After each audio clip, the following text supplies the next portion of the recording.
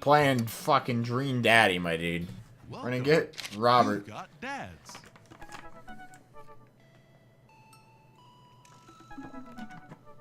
I think it's because you kept making straw pulls, Rex.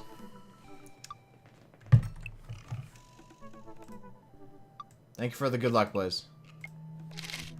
Let's do it. So, brief recap. Robert date number 1. Found out Robert's actually pretty neat. That was a really fun date. Actually one of the best ones so far, so. Alright, let's do it. Had a lot of fun with Robert the last time we hung out, but I'm beginning to wonder if he's dodging me. I've tried messaging him a few times, and Dadbook says he hasn't even read them. Haven't even seen him come out of his house, actually. I decided to send him one last message, figuring that this will probably produce the same result. Hey man, don't know where you've been, but we should grab a drink soon. Walk away from my computer, because at this point, I know he's not messaging me back anytime soon. I linger in the kitchen. I'm all caught up on work. The house is relatively clean. Maybe I should do something nice for Amanda. Oh yeah, this is how the other one starts. Just like last time. What did I do last time? I did salt. I'm gonna just do the same. I'm living double life. I'm just skipping it all. I've seen all this stuff. I decided to check Dadbook one last time before I climbed into bed. Still nothing from Robert. Huh. Hope he's okay. Turn out the lights and lie down. Hey. Snuggly. Hey. Hey, Snuggly. Hey, I'm outside. Come outside. Alright, that's different than last time. Last time, I think it was come over winky face. What is that? I was just on the verge of falling asleep. I climb out of bed and try to identify the source of the dinging. My computer screen illuminates the dark room. Hey. Hey, Sludgy. Hey. Gix. Hey. Hey, Gix. I'm playing New Super Mario Bros. Wii. I walk over to it, ready to turn it off, when I notice what's happening on screen. Don't make me honk. I will honk. Get out here. I look out my window, and sure enough, there's Robert leaning up against his pickup truck in the driveway. Winky face. I open my door and try to figure out what's going on. Hey. ... Hey? Hey. Wanna hang? I was kind of sleeping. That's no fun. Come hang out. I would argue that sleeping is very fun, but I don't have to be anywhere in the morning. Might as well live a little. Bejeweled 2. Nice speedrun of the day. Sure. Cool. You planning on going out like that? I look down and realize that I am, in fact, not wearing pants. I mean, I don't mind. Right, 1 second. Robert Smooth. I run inside and throw on my going out pants, shoes, and a jacket. I grab my keys and meet Robert back outside. Ready? Ready. Hop in. I jump into the passenger seat of his old red pickup truck. I have to move a few empty cigarette packs and gas station receipts out of the way before I can sit. Robert silently starts the car and we drive out of the cul-de-sac. Ooh, very shaky. Dude, this is like the only time in the game where we've been driving and the picture was different. You like Tom Waits? I love Tom Waits. Tom who? Hoist that rag, baby. Got him! Before I can answer, Robert turns up the radio. Yep, that's Tom Waits, alright. Lights a cigarette and cracks the windows. We drive together in silence. I don't even get it at all, but I'm glad I got the eggplants. I've been fucking nailing the Robert dates. Yeah. That's my mom. So where are we going? Robert doesn't respond. Robert? Oh, I heard you. He still doesn't answer my question. I look out the window and notice that Robert's taking us to the highway. I twiddle my thumbs. Well, whatever I've gotten myself into, it looks like I'm in it for the night. I settle into my seat and watch streetlights pass by. Hi, Gix. I glance over to Robert, who's driving intently. He looks tired, as he always does, but there's something a bit more there that I just can't place. He's kidnapping you? I wouldn't put it past him. You okay? I like your car. Say nothing. He doesn't like small talk. I remember what Robert said about hating small talk and decide to keep my mouth shut. He notices me staring. Stop looking so nervous. I'm not nervous. I'm a little nervous. Just hang on. We're almost there. Almost where? I have no idea where we are. I think we're moving at a slight incline, but I'm not so sure. What if we go to the graveyard? And find the dog? We eventually come to a stop. Robert gets out of the car and I sit for a second, unsure if he wants me to get out too. What are you waiting for? I hastily exit the car. Robert sits on the bed of his truck and pats the space next to him. Ooh, pretty. There's like a lot of backgrounds for Robert dates. I sit down and take in the view. We're on a hill overlooking the city skyline against the bay. The cool night air rustles some trees near us as lights blink in the distance. Off to the side I can see an entrance to a dense forest. Man, it's all so gorgeous. That are earmuffs? That's crazy. I've never worn earmuffs. So soft, you should wear them. This is where I come to masturbate. What? I'm kidding. What's wrong with you?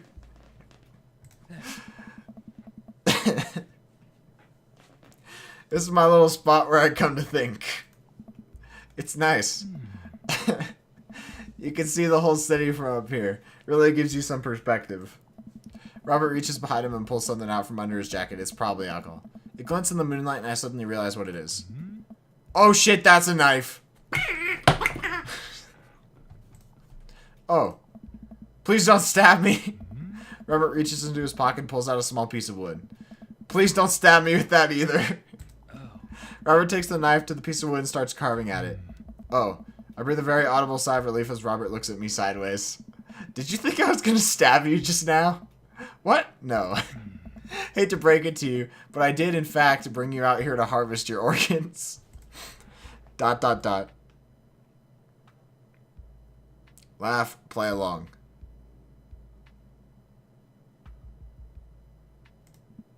Yeah, well, you think you caught me in your trap, but I knew.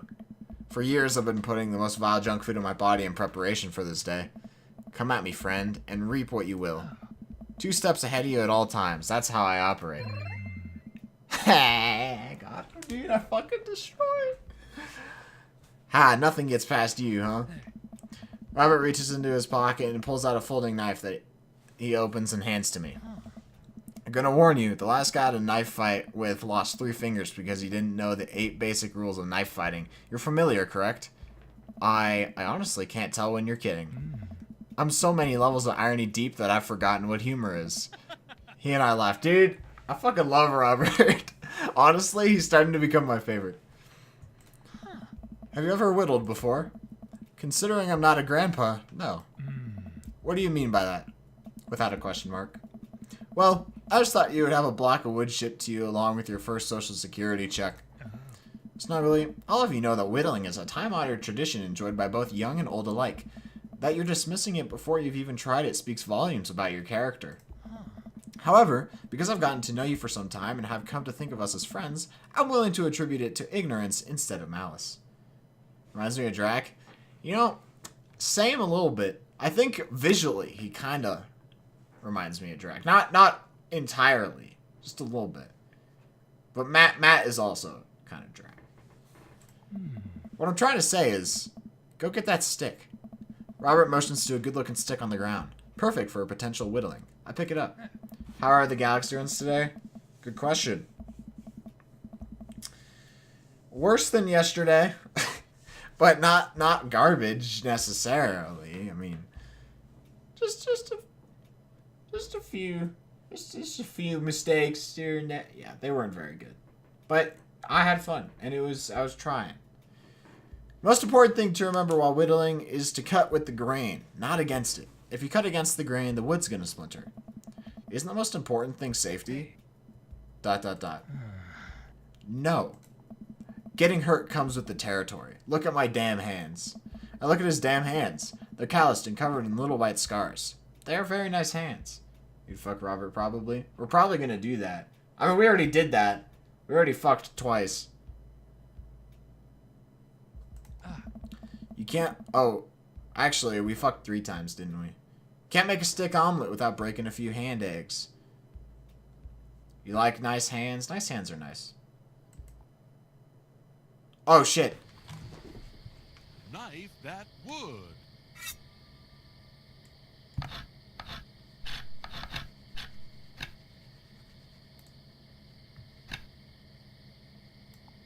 That's a good start. Oh shit, what is it? Sharp stick, pencil, knitting needle. Sharp stick. Careful, don't poke yourself with that. You made a sharp stick! Yay!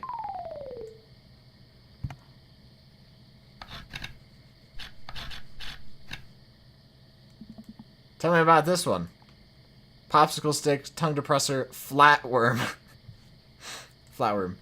Gross. You made a flatworm. What's the story here? Toothpick, bubble popper, something to make me look tougher. Bubble popper. Not to burst your bubble, but there aren't many bubbles around here. Ah. Made a bubble popper.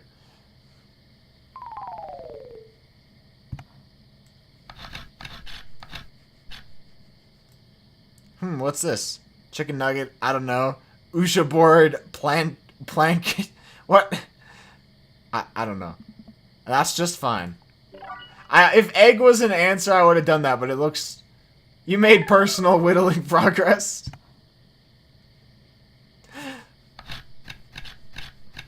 Ouija? Or was it Ouija?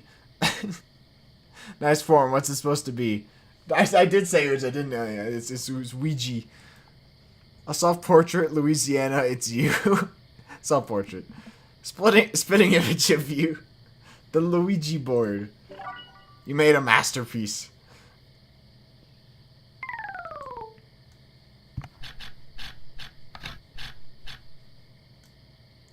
What do we have here? It's a French fry. Chopstick righty, chopstick lefty, chopstick ambidextrous. It's a stick. You made a chopstick ambidextrous. This is a big one. If you keep this up, you'll be a whittling pro in no time. Swan, duck, new friend. He's beautiful. I'm happy for you. You made a new friend.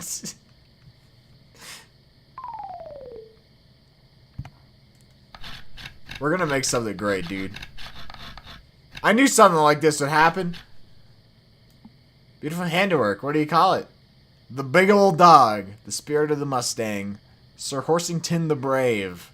I like big old dog. I think you're taking some artistic license here, but I can respect that. You made a big old dog. It's not even a dog. Sure it is. Big boy. Robert and I sit in silence for a while, carving our pieces of wood. I think I'm getting the hang of this. It's actually kind of relaxing. I glance over to see what Robert's working on. He's carving a smaller wooden knife. Ah! While I'm distracted, the knife slices into my thumb. Blood gushes all over my little wooden carving. Robert's lost in carving, doesn't notice me bleeding everywhere.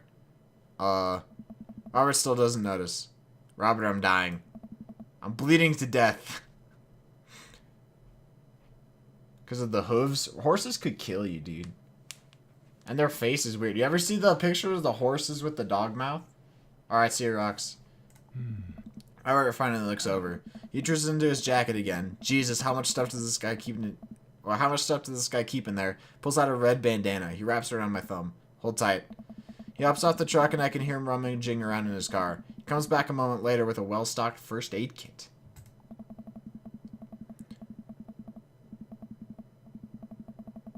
Things to say. I remember what you said. You said horses are just fucked up. Robert carefully wipes all the blood off my hand and swipes a bit of antiseptic onto the cut. With surprising gentleness, he places a bit of gauze on the wound and wraps it all up. Oh shit, I got a Snapchat earlier and I didn't even realize.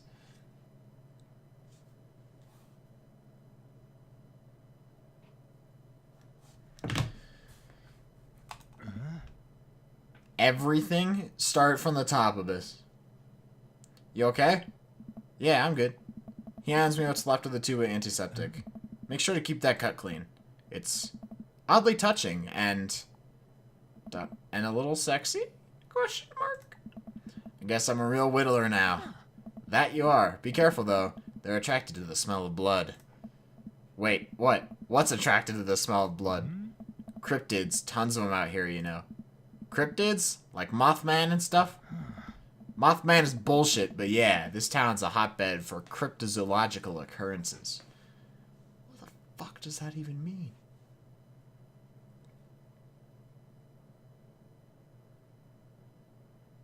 This scares me? That seems about right. You're joking. Oh, how I wish I were. I'm a skeptic myself, or at least I thought I was. There are things in these woods that we can't possibly comprehend. I think about my entire time in this city. Aside from the occasional stray coyote, I don't think it's too bad. You ever heard of the Dover ghost? I don't think so. Well, let me tell you a story. Story time.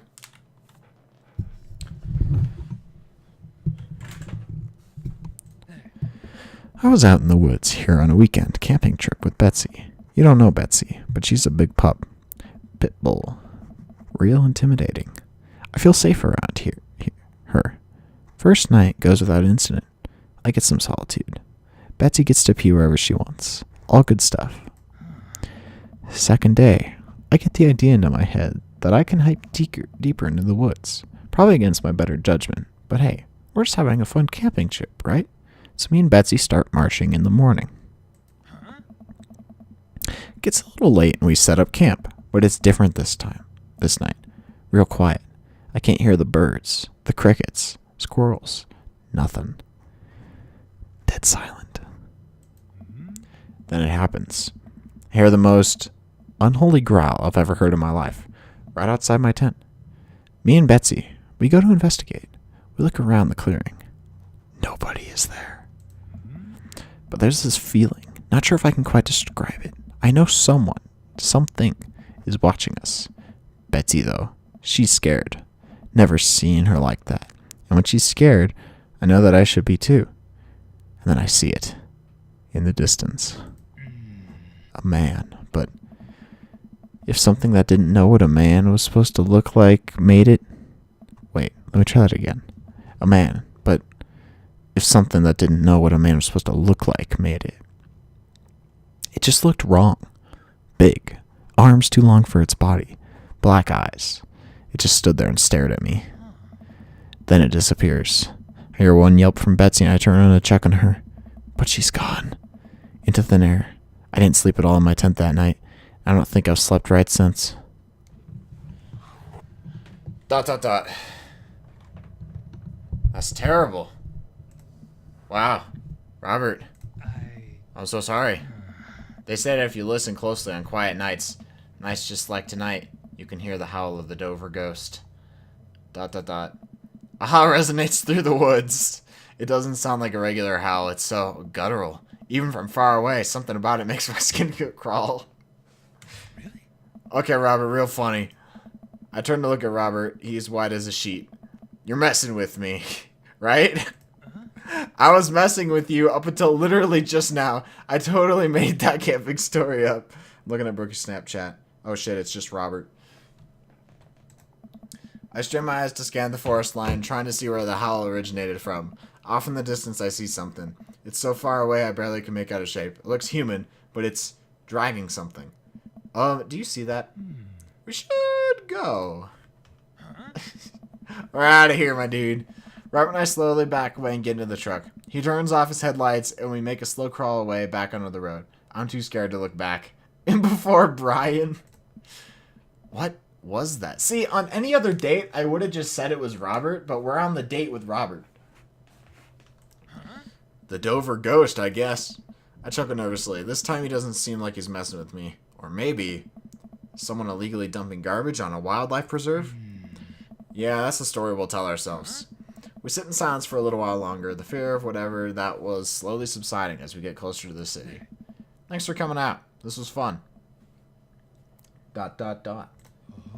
I'm sorry I haven't been in touch. I've just been in a way lately. I had to get out of the house. ...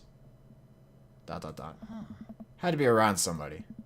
You doing okay, man? Robert thinks for a second and lights another cigarette. ... Been doing a lot of thinking. He takes a long drag. As I get older, I feel more and more that I'm just drowning in the sea of regret. I was so busy chasing after these things that I thought would make me happy that I didn't think about anyone else. All I cared about was myself. I didn't even think. Robert stops. I wait for him to finish his thought, but he just stares at the road. Maybe I'm just built like this. Maybe I do it to myself. Maybe it's my own choice that I'm as unhappy as I am. Try to think of something to say. I remember all the times in my life when I've been sad, and there's a great many of them, but there was always a light at the end of the tunnel. Something I held onto that kept me going. But there's something so resigned about the way Robert's talking. That sucks. I'm glad you told me. Maybe we deserve to be eaten by the Dover ghost. Oh, I just say that sucks. That really sucks. Hang in there, buddy.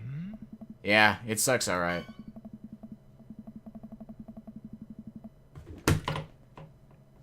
Hate this fucking game, dude. How'd I screw it up? What am I supposed to say? It's okay, I'm allowed to make one mistake. Okay? We drive the rest of the way in silence, listening to the radio, watching the bright lights out of the city grow bigger. Robert drops me off at my place. As I'm about to close the passenger door, I realize I still have Robert's pocket knife in my jacket. Pull it out and offer it back to him. You hold on to that. Never know when you might need it. Night, Robert. Have a safe drive home. Robert smirks, then pulls away. Then immediately pulls into his driveway, which is one over from mine. He gets out and waves. I tiptoe into the house, careful not to wake Amanda up. Whoa, where'd you come from? I look around and spot Amanda coming out of the kitchen with a glass of water. I thought you were sleeping. Oh, Robert woke me to go cryptid hunting. Remind you to stab someone? I'd be hella down. ... You know the Mothman's bullshit, right? Amanda, Link... You know what? It's fine. Oh. I finally decided to go to bed. Other than the one mistake, that was okay. Knife!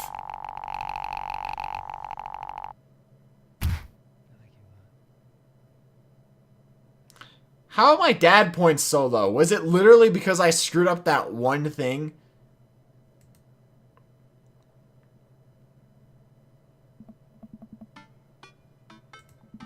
Oh shit. Oh, I gotta do this.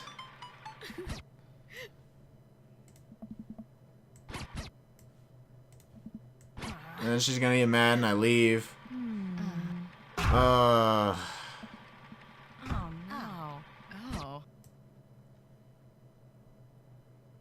Yeah. Oh.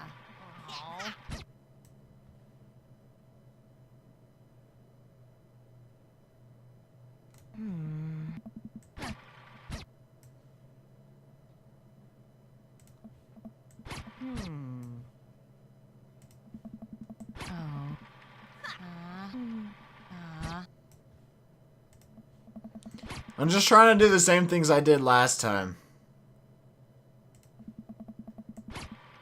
I love you too, Dad. Yay! I did it. I'm a good dad. You've got dads. Alright, guys, we're gonna finish up Robert. We're doing it.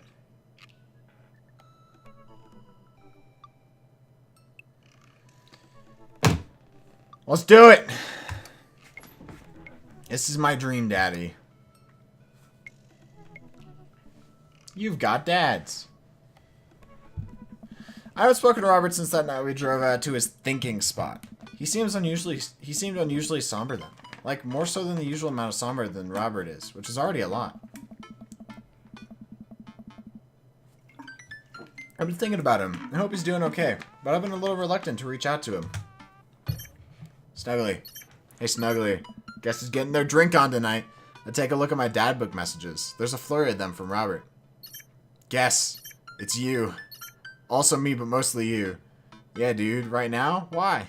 Yeah, dude. I type back to Robert. Robert, buddy. Tonight we ride. Yes! Me and Jim and Kim's at 8 p.m. Not that I'm unappreciative, but I think this is the first time that Robert's given me more than an hour's warning before hanging out. Amanda! Amanda pops her head into the hallway. Music I don't recognize, blaring from her room. What's up? I'm hanging out with Robert later tonight. Okay, cool. Robert, who is my friend. I have friends. I'm happy for you, Dad. People enjoy my company, Amanda. Aww. Dad, I'm so happy for your continued development as a human being. What are you listening to? Sad shit. Amanda, language. What would Grandma think? I don't give a fuck anymore. Amanda, like... ... Yo, what's up, Panther? How's it going? You know what? You're an adult now. I give an earnest effort for all 18 years of my life. Go forth and swear. Fuck yeah! Really hope I don't regret this later. Achievement unlocked. Let Amanda say censored. I got it, my dude. I got the achievement. Amanda goes back into her room and turns up the volume to her sad shit. Thank you, stay hydrated, bot. I put on my going out coat and walk over to Jim and Kim's. I spot Robert leaning against the brick wall smoking a cigarette. As I get closer, I realize he looks a little different. Cleaner, I guess. Let Amanda say fuck. We're going for dad death? No, we're going for Robert. Oh, by the way, I'm curious to see. I think some of the stuff's going to change in the epilogue since I didn't do any of the dates for the other dads, pretty much. Amanda now knows the fuck word. Actually seems like he combed his hair and his clothes are less wrinkled than usual. Actually, he looks the exact same, but you know. Hey. Take a shower just for me? I'm working on my relationship with existence. We both stand there for a second and don't say anything. Robert finishes his cigarette and abruptly goes inside. I follow him. By the time I get inside, Robert's already at the bar ordering 2 whiskeys. I spot a booth in the back and claim it for us. Robert slides in and hands me a glass. To you, to us, to toast.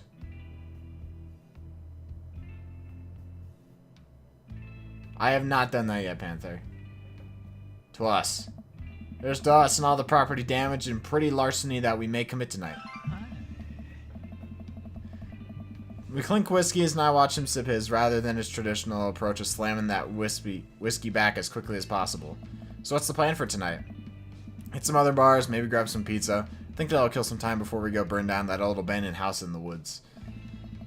It's definitely not as fun if it's abandoned. Mary pops over the back of the booth, a glass of wine in her hand. She punches Robert in the shoulder. Did I say it wrong? Where was my phone call? Sorry, figured you were busy sinking your teeth into some poor sap. I am. He's right here. I look around the booth to see a guy sitting across from her. He waves meekly. You replacing me with the new kid? Mary, I could never replace you, whether I wanted to or not. Mary leaves her booth and slides in next to Robert. The guy she was sitting with looks mildly relieved. She eyes Robert's clean-pressed clothes up and down, suspiciously. What? Do you got a court date coming up? He does. He looks handsome. He'd never convince the jury.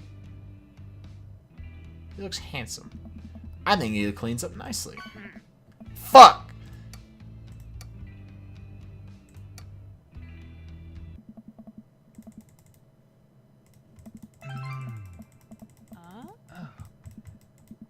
Come on. He does. There we go. First try. Courts offered me impunity if I would testify against him. I'm considering it. Seriously though, what?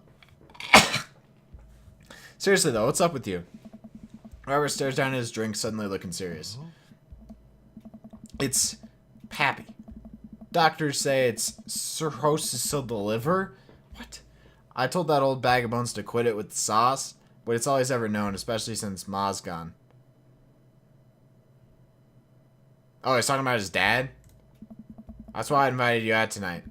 Just didn't want to be alone. Oh, come on. Snuggly, don't be an asshole. You know the one thing Robert doesn't joke about is his pappy. Whoops. They're giving him 2 months. I gotta help him straighten out his affairs. God damn it, dude. Robert's dad is gonna die. Robert, I'm so sorry. Robert takes a long look at his whiskey, eyeing it in the dim glow of the bar's lights. Look at his life. Then I look on mine. I know history is just doomed to repeat itself. Oh my god. I'm just kidding. He's retired with his new girlfriend in Acapulco. What? They watch the sunset every night. Probably screw like donkeys. Wait. Aren't rabbits the ones who screw a lot? Oh, sorry. Didn't realize you were an expert on which animals screw a lot. Give it a rest, buddy. Please stop saying the word screw. Dude, I'm not following this. What are we talking about? Robert finishes his drink and slides away from him. He gets up out of the booth. Me and Snuggly are going to hit the bricks. You coming with? Mary casts one last glance at the sad sap she's been hunting down and downs the rest of her wine in one gulp. This place is dead anyways. Just like speed running. Robert's great. We exit the bar and find the typically empty street filled with a small crowd of people.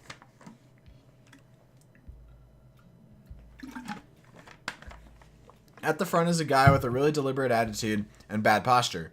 He carries a lantern that he shines up at his face for dramatic effect. Mary is Joseph's wife. Mary is Joseph's wife. Mary is Robert's drinking buddy. What's going on? Looks like it's one of those walking ghost tours. They do that in this part of town all the time. I've always wanted to do one of those. You know all the stories are fake, right? Pretty much all my stories are fake. This is research. They're not holding hands. Robert makes a beeline toward the back of the group. He turns around when he notices I'm not following him. Come on. We can't just crash it, can we? Don't be such a square, Snuggly. Just act like you belong. Robert sidles up to the tour group. I reluctantly fall into step behind him. Well, here goes nothing. It's Quinn! Tour Master Quinn. Hey, it was in this place in 1694 the most infamous witch trials were held. To date, we do not know if the people burned at the stake were actually witches, but it is widely reported that their ghosts still haunt this hapless dive bar to this very day. It was actually 1692. What? And the site was over by the coffee shop down the road. I'm sorry. Who are you? Daniel McSturgis, ghost historian. And this is my colleague, Dr.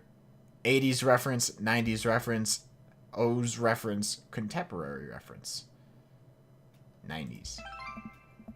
Dr. Prescott, paranormal investigator extraordinaire. We're touring America's most haunted locations as research for our new book. You may have seen our guest cameo on Paranormal House Hunters Extreme Edition. What's the fucking Paranormal Ice Road Ghost Truckers or something?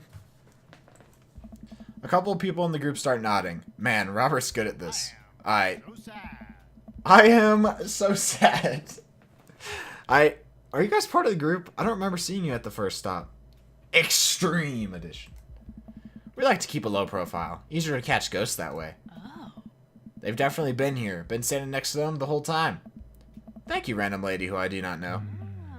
As I was saying, the epicenter of paranormal activity can be found at the Coffee Spoon. Over there.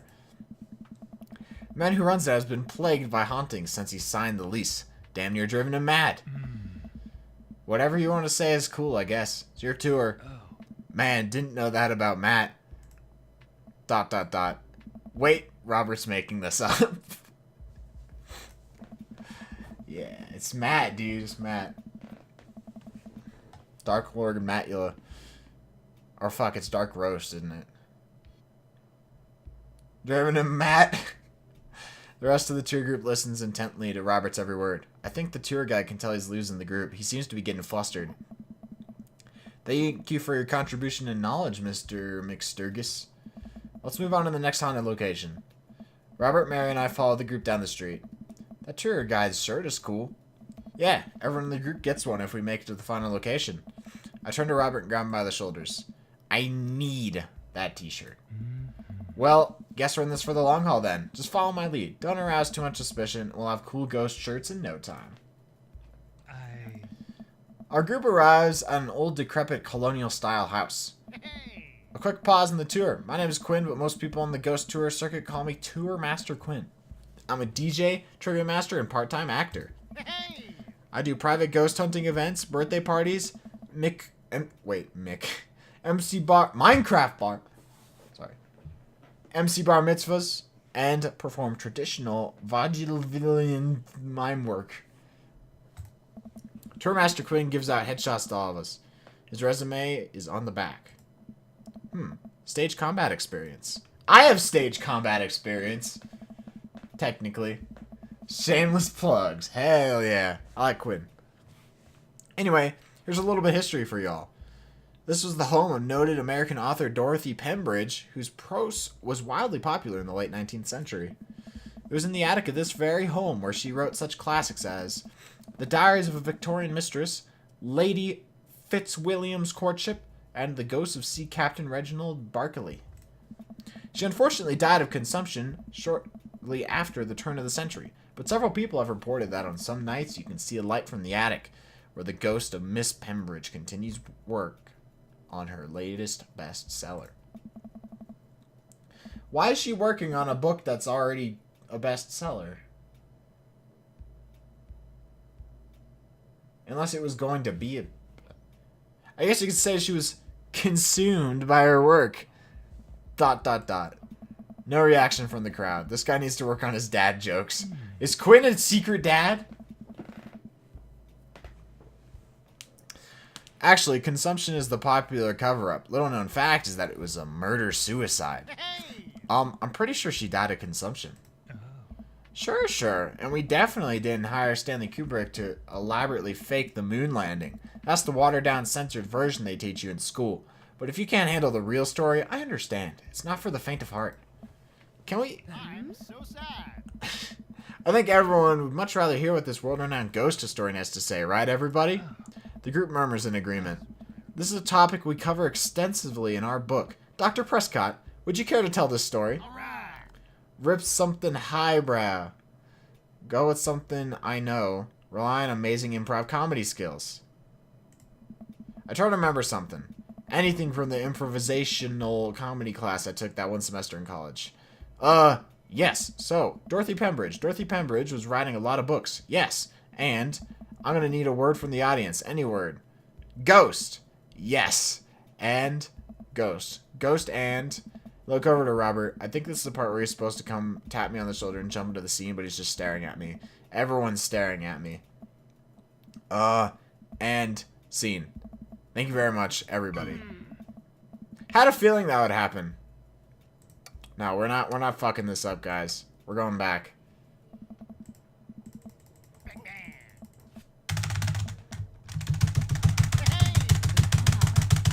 the good stuff. Rips on the highbrow. Yes. Though it's rarely covered in traditional textbooks, Dorothy Pembridge was caught in a fierce rivalry with fellow local author Arthur Livingston Price. Arthur's books were blatant rip-offs of Pembridge's work and consistently sold better. Pembridge was enraged by this and confronted Livingston Price at his home with plans to end his life. Their bitter feud surprisingly blossomed into a torrid, passionate affair. After many months of secret courtship, Pembridge followed through with her original plan and poisoned Livingston Price in his sleep. Overcome with unexpected grief, Pembridge polished off the last of the poison and died by her lover's side. Reports say that couples who enter this house will no doubt doom their relationship to a bitter end. First try. Man, I should bring my wife here. The entire tour group laughs heartily. I'm kidding, my wife is dead. Oof. The crowd gasps. She was killed by a ghost. The crowd gasps again. I'm just messing with you guys. A nervous chuckle ripples through the crowd. The tour guide sees this as an opportunity to take back the group and addresses us with some razzle-dazzle. The old razzle-dazzle. Aha! What an interesting story. Come on. Now I just want everyone to know that the next location is extremely terrifying. If anyone thinks they can't handle it, feel free to excuse yourselves. Are we going to Damien's house? Oh, never mind. Alright, I'm bored. Mary turns to a young guy looking at his phone and taps him on the shoulder. Hey kid, fancy buying a gal a drink? The guy looks up at her and smiles.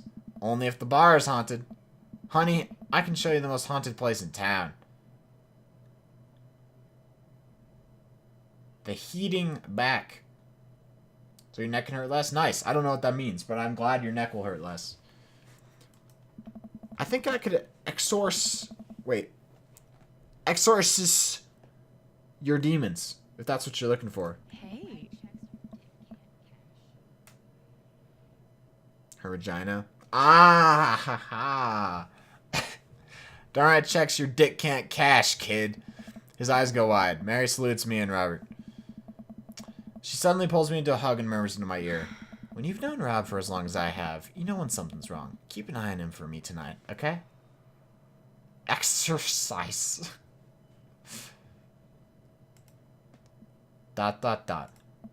Sure, Mary. Good man. Mary pats me on the back and pulls away. She takes the guy's hand and leads him down the street. Take it sleazy, fellas. God help that poor soul. Mary or the kid? Both. Hey. Our last stop. This burial ground is such a hotbed of horrifying... Hey, it's the fucking graveyard we went to on Damien's second date. Our last stop. This burial ground is such a hotbed of horrifying paranormal activity that I'm not even sure where to begin. There's the wailing ghost of the Wharfman, the vampire of Maple Bay, the children of the moonlight. What about the Dover ghost? By this point, the tour guide is clearly irritated with us. What about it? Oh, nothing. I just think it would be a crime to come all the way out to the cemetery, the actual origin of one of New England's most notorious paranormal entities, and not even mention the infamous Dover ghost. That's not a real thing. That is absolutely not a real thing. I think someone needs to brush up on their paranormal history. I know tons about paranormal history. I know every ghost story in this area. I can guarantee there's one you don't know. Robert looks over at me and smiles. Would you folks care to hear the tale of how Prescott and I met? No. The entire group shushes the tour guide. Okay, fine, tell the story. Well, it was a dark and stormy night. I wasn't always a paranormal investigator. Way back when, I was just a Bible salesman, traveling grifter, carnival barker, traveling grifter. Don't know what it means. Moving from town to town, always looking for my next mark. It wasn't an easy life, but I had fun. Taking from the rich, giving to the poor. Actually, also taking from the poor. Bible salesman. I had a shaky moral foundation. I happened upon the quiet town of Maple Bay quite by accident. But little did I know that this city has a dark side.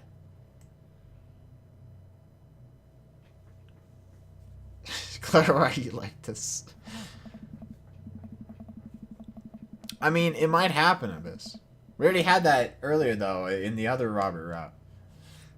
Now, about the same time, I was just starting out as an apprentice to a rather famous ghost hunter who was an old family friend of mine. I carried the equipment, operated the EVP machine, all that. I'm a goofy goober. Good reason. Wait. Yes? ... Who was the famous ghost hunter? Well, I don't like to name drop, but... Georgia Mathers. The tour group gasps. Georgia Mathers? She's a legend. You know her?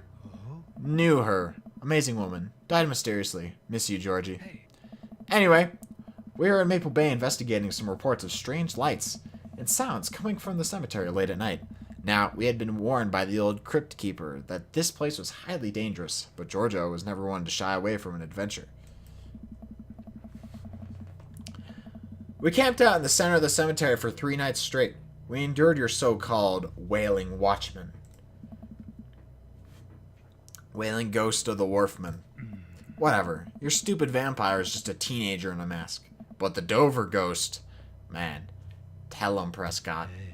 So, there I was, just walking back to my hotel after a long day of selling Bibles, working a couple short cons, running the dunk tank. So I just had to link it with what I chose before. How dumb does this game think I am? You know them? It's true. You're not... Yeah, wait. Gix confirmed dead? Classic pigeon drop scam. Putting out feelers for a rip deal. I was going to steal a baby, probably. Would have made me rich. I found myself walking past this very cemetery. Now, I was never a very superstitious man, but something seemed off. I could hear some sort of commotion happening deep within the graveyard and felt compelled to investigate. And thank God you did. Georgia and I were conducting a seance in the museum. At first, things were pretty normal, but after an hour, everything went south. Playing back the EVP meter, we were able to hear a single word. Really? Run. The air suddenly went cold. Something was very, very wrong. I just knew we weren't alone.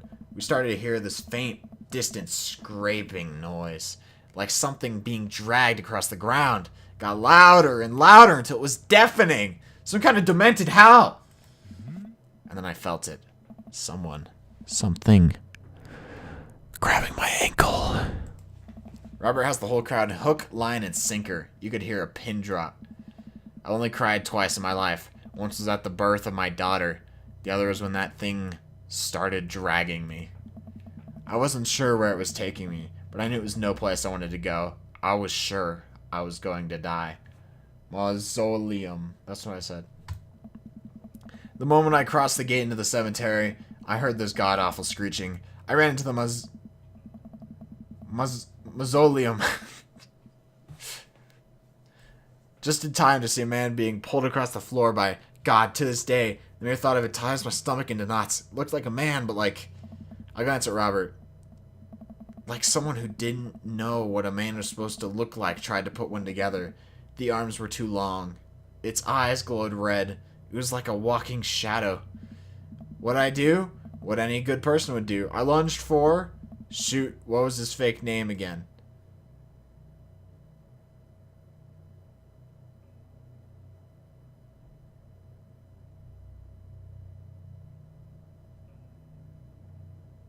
I think it's Daniel.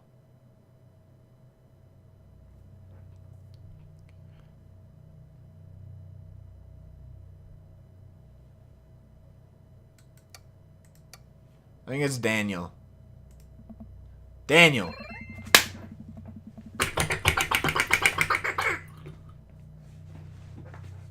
Easy. I grabbed his hand and then turned into a tug-of-war with the unholiest of forces. Whoa, whoa. I thought I was going to be torn in half. But I had God on my side. The pocket Bible I always kept on me fell out of my shirt pocket. And to this day I can remember what passage it opened up to.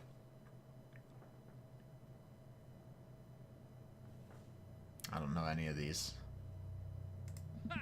Robert stifles a laugh behind his hand. Whatever I picked was a good one. God and anime on my side. With a horrifying growl, the entity finally relented. Daniel and I collapsed onto the ground, exhausted. We were both covered in blood. I don't know what that means. That damn creature clawed into my chest. It got me real good. Had to get 16 stitches. Art pulls down the collar of his shirt to reveal a long, wicked scar across his pecs. And that's how I got this scar. I followed Georgia Mathers to the ends of the earth. We faced exorcisms, demons, poltergeists that threw our equipment across the room. But I had never seen Georgia so scared. She was never the same after that. And neither was I. It's not a fucking book in the Bible? Oh, my bad. Well, it's okay. I got bonus points. Watching what happened to Daniel and Georgia shook my faith. But I came out of that experience a better man and a better friend. We've been brothers ever since. The tour group gives us a round of applause as Robert and I share an emotional hug. As he embraces me, I can smell the cologne on his neck. Wow, Robert does clean up good. I found myself lingering a little too long on the hug. Thank you. Thank you. It's an honor to be able to share our story. Where's the correct one? Yeah, probably. Because we're all about making up stories here. Be sure to watch out for our book. Paranormal Excursions of the Supernatural Ice Road Ghost Truckers. I Saw a Demon. The Shocking True Story of Seeing a Demon. The Bros Guide to the Hottest Ghosts. I like the first one. Best show. Robert has to suppress a laugh at that one. Alright, even I can see the holes in that story. Please leave. Way to go, Snuggly. Robert sulks away from the tour group and I follow him at a respectable distance. We almost had him. Almost. I think you might have overdone it in some portions of the story. How? ... Yeah. We arrived in front of Robert's house. Well, see you later. Robert hastily walks up the steps to his home after giving me a courtesy nod. He disappears into his house without looking back. Is that it?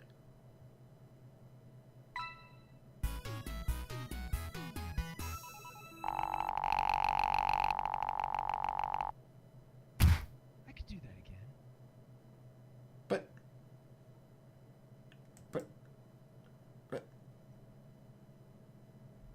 But I thought I did so well.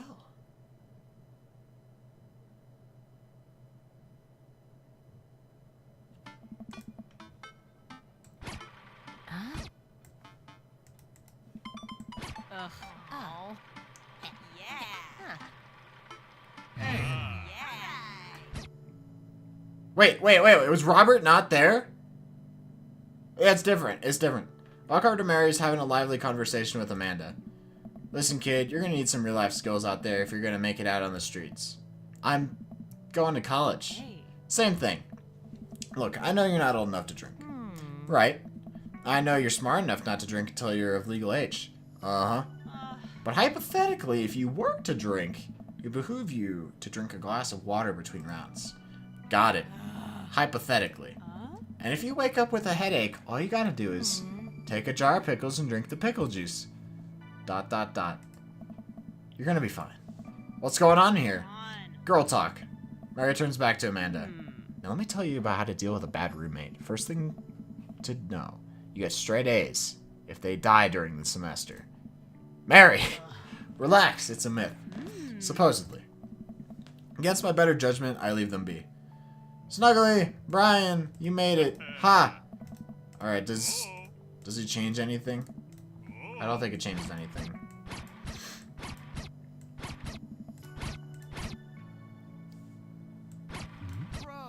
I want to see, like, if anything changes. I think something's gonna change with Lucian.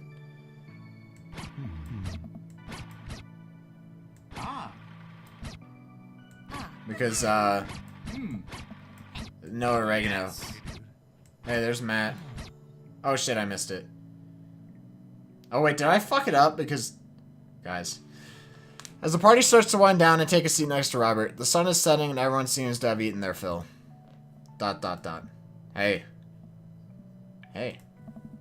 I haven't heard from you in a bit. How have you been? Oh, I'm great. Never better. So did you talk to Val? Who? Robert sighs and readjusts himself. You know something, I don't speak to my own dad that often. Had a falling out with him years ago. Don't even remember what it was about. All I know is that me and him, we just don't see eye to eye. I mind my business, he minds his. I get a Christmas card from him every other year and check in with him if a tropical storm ever hits. Wait, who the hell's Val? But, like, why is it talking about Val if we never met whoever that is? What I'm trying to say is that it turned out fine. Robert, you didn't talk to her? It's like you said, life's full of pain. Val's his daughter? God damn it. He places a hand on my thigh. This is all that matters. I instinctively pull back. A wave of guilt rushes over me. Robert, no. It's not that simple. I can't believe you didn't even try. You owed that to her. Okay. I feel like I'm getting spoilers. I gotta go back.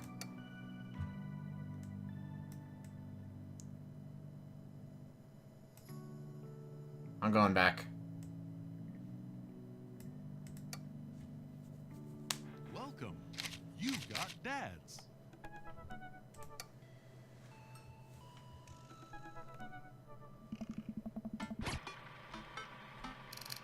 I'm getting spoilers, dude. Actually, okay, you know what I'm gonna do? I'm gonna load that real quick again. Just so I can see what it says anyways, and I can go back to it. I'll save. Okay.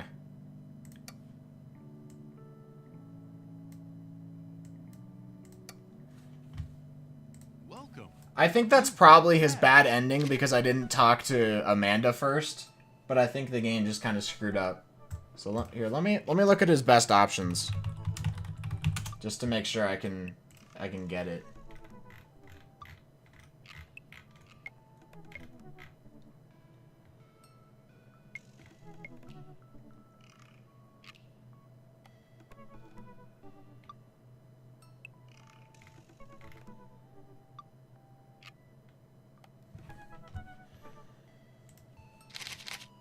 Even though I think I mostly...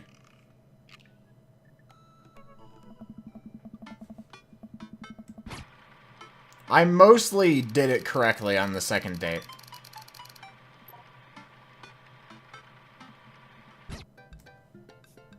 Oh, this doesn't matter. Huh. Yeah. Oh.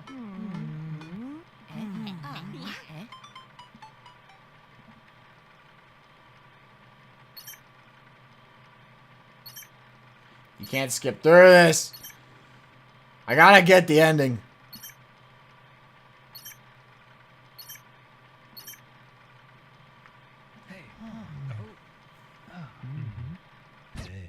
Where's that rag, baby? I got that last time. Say nothing. He likes that.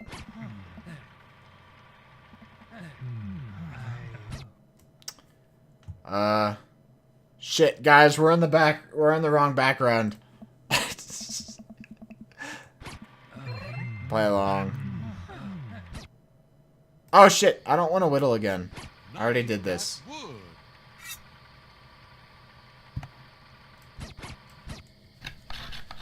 I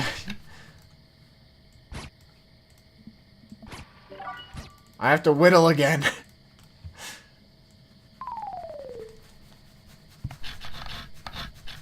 You can get some pie? Alright, good luck on the pie. Popsicle stick.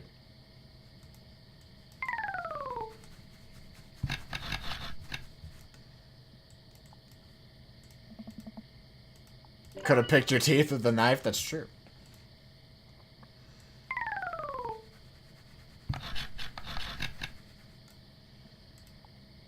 Chicken nugget.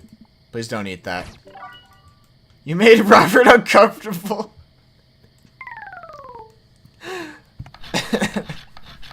I'm glad I picked that. It's you. You really captured my likeness. I'm impressed. You made Robert, I guess.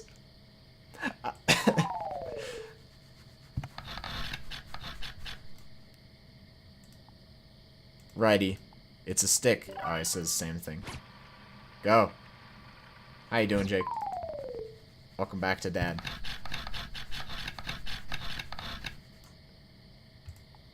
Duck. Maybe next time you can carve some wooden bread crusts to feed him. You made a cool duck.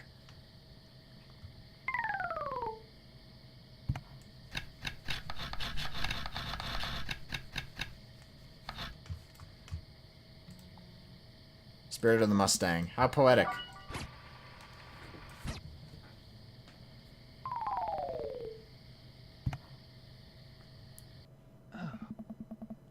Organize it. Oh wait, I already read this. You're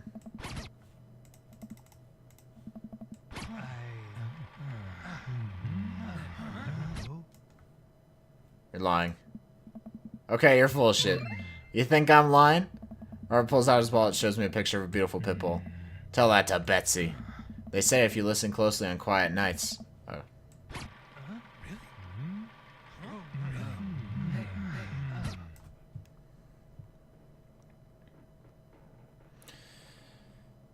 Alright. I'm glad you told me. Must have taken a lot for you to want to tell somebody this. You're a mysterious guy, Robert. You don't have to be. Do you ever wish you were a better father? Think about it for a second. All the time.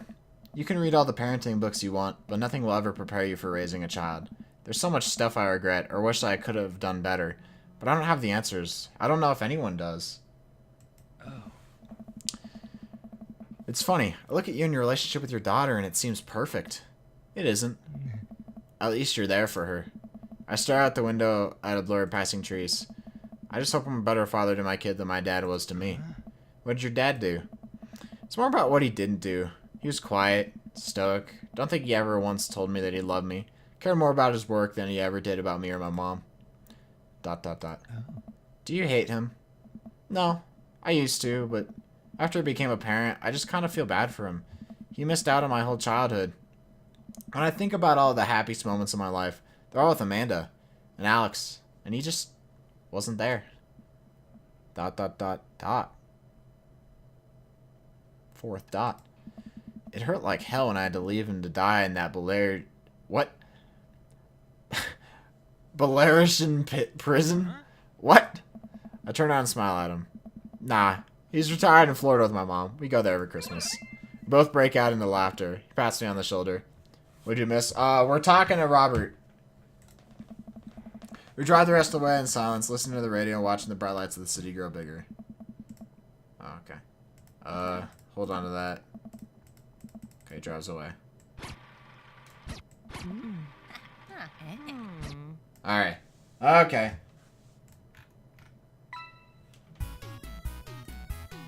I'm gonna follow the guide for the third one.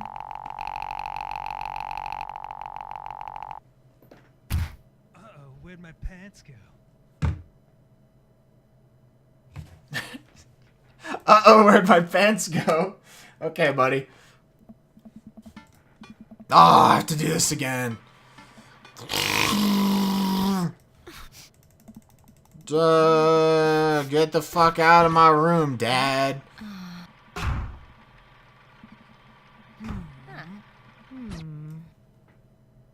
Hey! Oh no. Dad.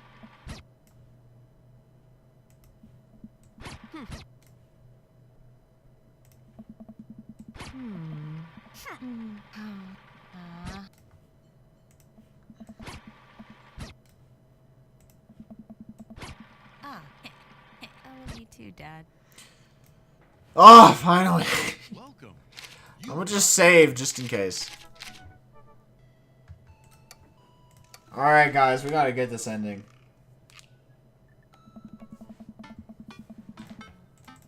Oh shit, I gotta go through this manually. Yeah, dude.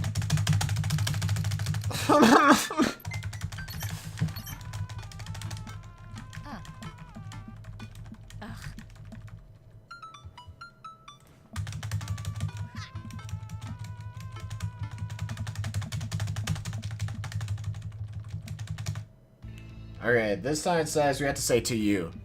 Here's to your continued existence. We clink whiskeys and I watch him sip his rather than his tradition. Okay, we did that. Come on. He never convinced the jury. He would have had to shave first. Seriously though, what's up with you? Robert stares down at his drink, suddenly looking serious. Oh, it's Pappy. What's up, Max? Trashy. I could tell. 80s reference is better, is what he says.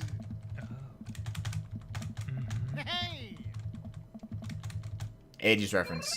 Dr. Loomis, paranormal investigator extraordinaire. Alright. He likes that more.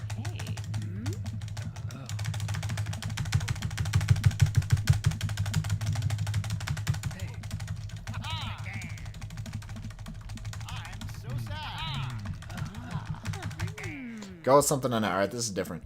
In the 19th century, Dorothy Pembridge was credited for protecting New York City from potentially world-ending paranormal forces. Despite her success, her ragtag group of ghost hunters were disbanded by government officials. However, after learning that the ghost of Vigo the Carpathian has taken an interest in her son, her and her ghost busting friends launched a mission to defeat the ghost and once again save New York City. Hey, isn't that the plot? Is that Ghostbusters? Nope, it's not.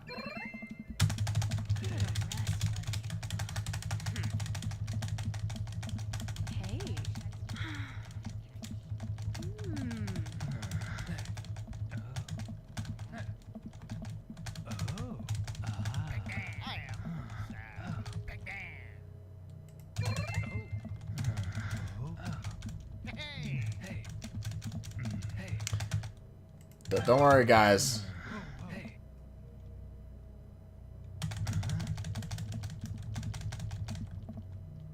Daniel. Alright, so last time I said Austin, but Ecclesiastes is the actual answer.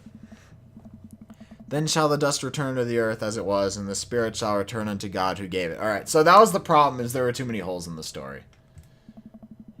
I have no idea where Robert pulled that verse from. With a horrifying growl, the entity finally relented. Daniel and I collapsed. Okay, we knew that one.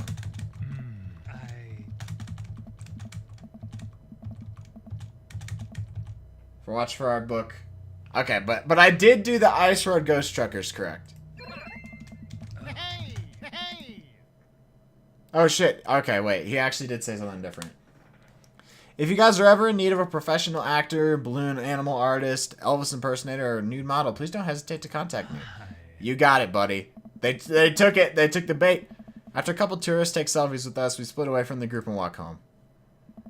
That was incredible. I really can't believe they bought all that. I didn't know you had it in you, Snuggly. Excuse me, Dr. Loomis. Hey! The bit about the pocket Bible was aces. Although, given the Dover ghost glowing red eyes was a little cliche. And the Kubrick conspiracy theory bit wasn't. All a part of the character. Well, we got the shirts out of it. We were right in front of Robert's house. Wanna have a drink? Is that even a question? Robert, how long have you known me for? Do you really think I would turn down the opportunity to share a fine alcoholic beverage with my treasured friend and accomplice, Mr. Robert Bobert Small? If you ever call me Bobert again, I'll kick you right in the shins, both of them. Then you can expect an angry phone call from my orthopedist in the morning. Bobbert. Robert just laughs and starts unlocking his door. My shins live to die another day. Shouts to Bobbert.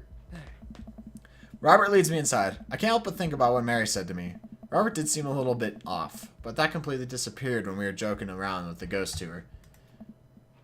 Listen, I know I probably said it wrong, but that's okay. I don't know. He's hard to read. While I'm thinking, I hear claws skittering across the floor. Oh god, it's this pit bull. I'm about to be torn to shreds. This is Betsy. I shut my eyes tight and brace for impact. Betsy, hey, be nice. I don't feel anything but tiny paws scratching at my shoes. I open my eyes. There's Tiny Dog. Did you guys see Tiny Dog? Betsy? Robert's dog jumps away. Look at the dog! Coming out on top. You've told me about that. Maybe I will play it. You don't know. Robert's dog jumps away from me, running around in circles and sniffing Robert's legs. He pats her on the head. Hey, that's not a pit bull. That is the cutest, dumbest Boston Terrier I've ever seen. Betsy, you're not a pit bull? And you weren't taken by the Dover ghost? Betsy's made of tougher stuff than that, ain't she, girl? Betsy rolls over for some well-deserved belly rubs. I just keep a picture of a large pit bull in my wallet in case of emergencies. Comedic emergencies. Make our way to... That's a good strat, I'll be honest. Make our way to Robert's living room. For a quiet man with arguably the oldest pickup truck that can be legally driven, his place is amazing. There are sleek modern appliances throughout the room with a big flat-screen TV mounted on the wall. He has shelves upon shelves of DVDs. Guess he wasn't lying about being really into cinema. Can we bang him? We already banged him 3 times in the other route. On the route where we banged him on the first night. He pours up both glasses of whiskey from a well-stocked bar in the corner while Betsy curls up on a pile of cushions. So, how'd you really get that scar? And don't tell me you got it fishing for Alaskan king crabs in the Bering Sea or something. You trained me too well. Robert laughs and takes a sip of his drink. My daughter and I were riding our bikes. I hit a rock, flew over the handlebars, and then we went to the hospital. And that's it.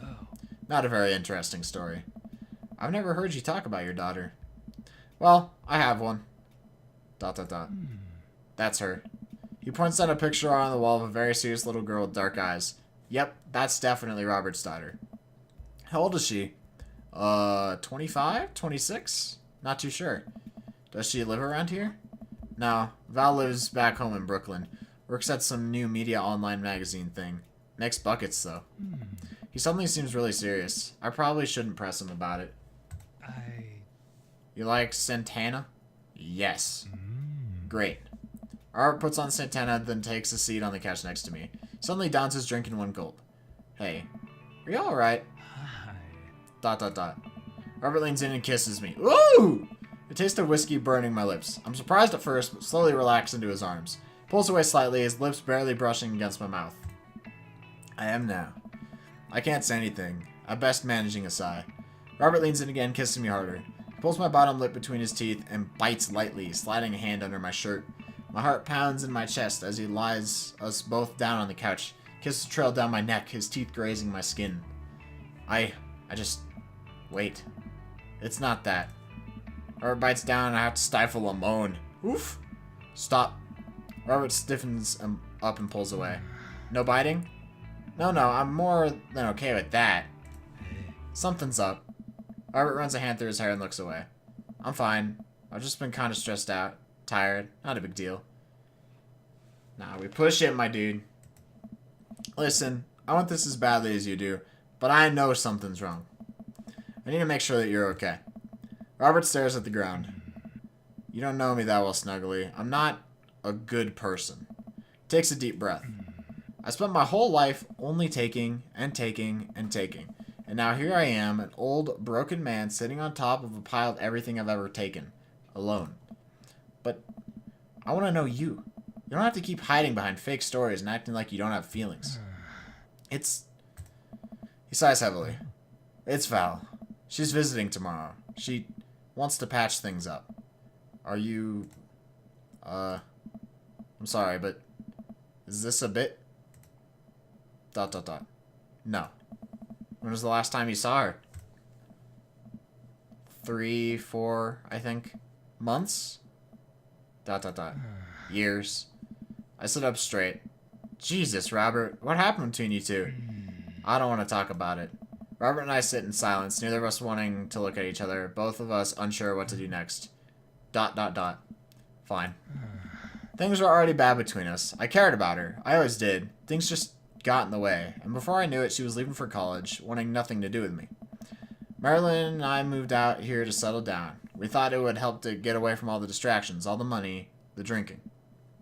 But temptation gets to you. I tried to be better, but I just couldn't. And then, the accident changed everything. I think every day about how she must have died hating me. Never became the better man she wanted me to be. The one she always saw in me. She was the last thread Val and I had connecting us together. I didn't know that when I lost my wife, I was going to lose my daughter too. Dude, this is sad. Robert, I spent so much time chasing after things I thought were going to make me happy that I ruined my only real chance at happiness. Now my wife's dead. My daughter hates me. Val, Lou 111, hey! Robert confirmed Valu's dad. And then I convinced myself that this, he gestures vaguely in my direction, was going to make me happy. Why do I even try anymore? I'm so sorry. Now how hard it is to... No, you don't. How could you possibly know how this feels? You did everything right. Your daughter loves you. You're a good person. I was a terrible husband, and I'm an even worse father. I have no idea why she's even bothering to contact me now. I know I'm just going to fuck it up like I always do. I'm broken. I shouldn't even go. Robert puts his head in his hands. Tell him what he wants to hear. Tell him what he needs to hear. Walk away. Tell him what he needs to hear. Nothing's going to change until you do. Robert pauses. He looks at me. There are a lot of things in my life that I regret, that I wish I could take back or do over, and it hurts so much to know that I can't. But what I can do, and what you have the privilege of doing tomorrow morning, is to wake up and try to be a better person than you were the day before. Things aren't going to fix themselves tomorrow, or the next day, and patching things up with Val isn't going to solve all your problems either. But nothing is going to change if you don't. And you can't love anyone else until you stop hating yourself. And you're right, I don't know you that well, but you have the same capacity for good that we all have. And I know you can find it. Val's giving you a chance. Don't waste it. But, Robert, listen to me.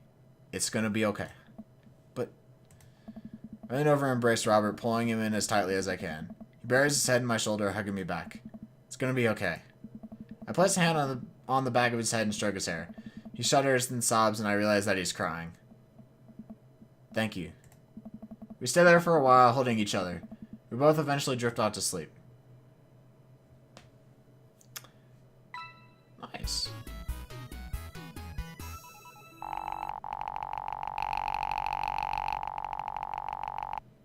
I'm lost in your oceanic eyes.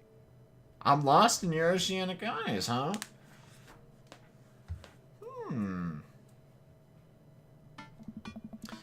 Alright, real quick. I'm gonna load the other one.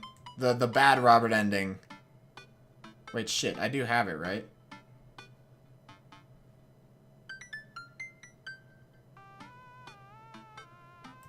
Yeah, it was right here. Okay, so I think what this was supposed to be is I don't get enough dad points. But they didn't make an ending for me not talking to Robert at all about Val, so they kind of screwed that up. So I read this part. Never better to talk to Val. Robert decides to readjust himself. You know, Snuggly, I don't speak to my own dad that often. Alright, yeah. What I'm trying to say is I turned out fine. Robert, you didn't talk to her? It's like you said, life's full of pain. Places a hand on my thigh. This is all that matters. I instinctively pull back, a wave of guilt rushes over me.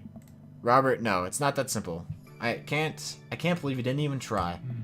You owe that to her. How do you think she feels, knowing that her own father didn't even think she was worth having a relationship with? ... You don't know me. Wait, did I save? You don't know me. Yes, I do. You're a bad person. And you fell for me. So what does that make you? ... Robert gets out. You know, it's funny how you were so willing to look past this when it meant you could get laid. He walks away, leaving me alone on the bench, alone with my thoughts. Hey, we didn't get banged. Alright. And then, this is just normal stuff. Alright. Now I want to get the good ending. I saved, right? Okay, I did. Alright, alright. Let's get this fucking Robert ending, finally.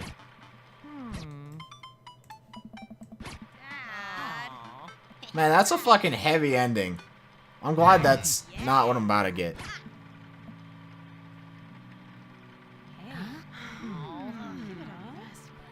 Wait, what the, oh, I didn't know that would happen. Gotta try again, team.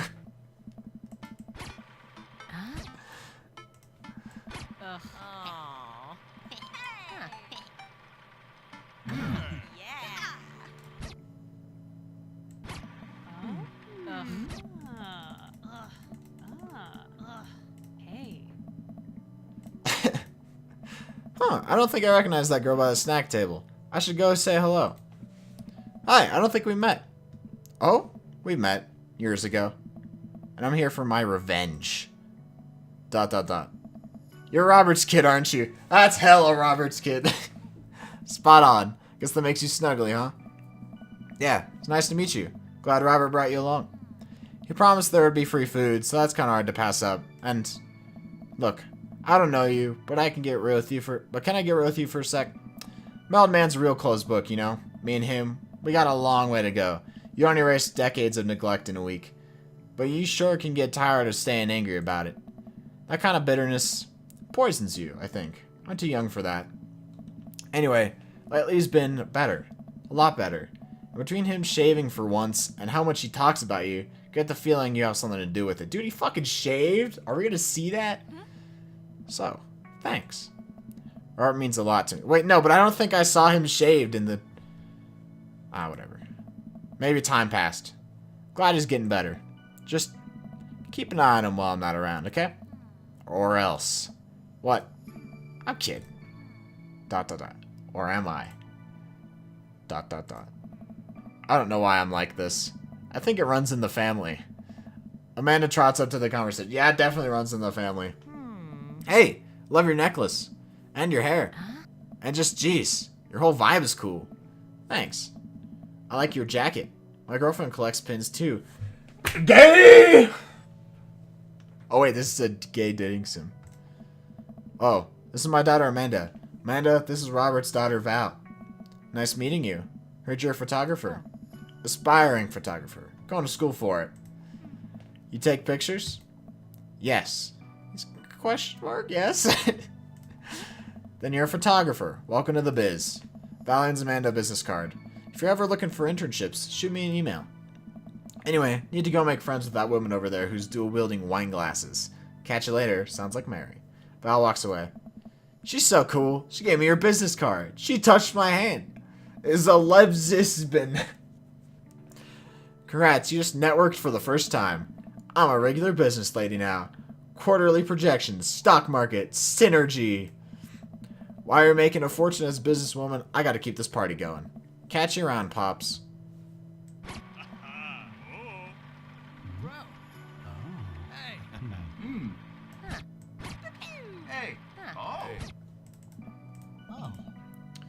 I want to see... Yeah, thanks, dude. Good cake. Thanks for coming by. Alright, so there's nothing extra. If there was no oregano. Lebsasan. Lesbian? I thought you were American.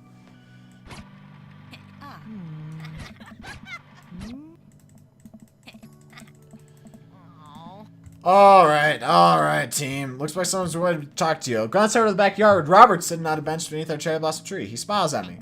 I'll leave you to it. Pew pew.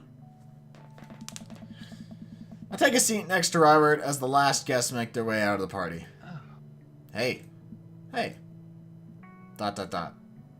Dot, dot, dot. Robert gestures vaguely to the snack table. Good stuff. Yep. So. But I thought he hated small talk. I had a chance to talk to Val. She physically threatened you? Yeah. That's my girl. She said you've been doing better. Trying to work on the vices. I also showered today. Sit in silence for a moment. You know, every day for me is a battle against my own self-destructive habits. But lately, it's gotten a little easier. Thanks for talking some sense into me. It's hard to get things through my thick skull sometimes, but what you said that night has actually helped. I'm glad. That's my boy. I like you, Snuggly. I like you a lot. I haven't felt this way about someone in a long time. The Royal Koopa line is as strong as ever. But for now, Let's just rest a while. I lean in and kiss him for a moment before he pulls away. He takes my hand in his. You're special to me. But I have some stuff I need to work on. Emotionally. Before I can get into anything romantic with you. You deserve better than who I am right now. I need to be on my own for a bit. Figure some things out. Of course. I think what you need right now is a friend. And I'm very happy to be there for you. Thank you. That means a lot to me. And if you're ever ready for more than that, you know where to find me. Let's hunt ghosts sometime. I would love that. Put my head on his shoulder and we watch the sun slowly dip below the horizon together. I think that is a good ending right there, my dude. Robert's good. Robert's a fucking interest. I think he's probably like the best character in the game. Like best written maybe. He's complex. Alright, where's our picture? Hey! Look at the dog! Dude, he made the dog! Look at the wood! The car's dog! Look at, he whittled the dog! That's a cute dog. And Robert's hot. That's a good picture. That's my kind of picture. He made the dog.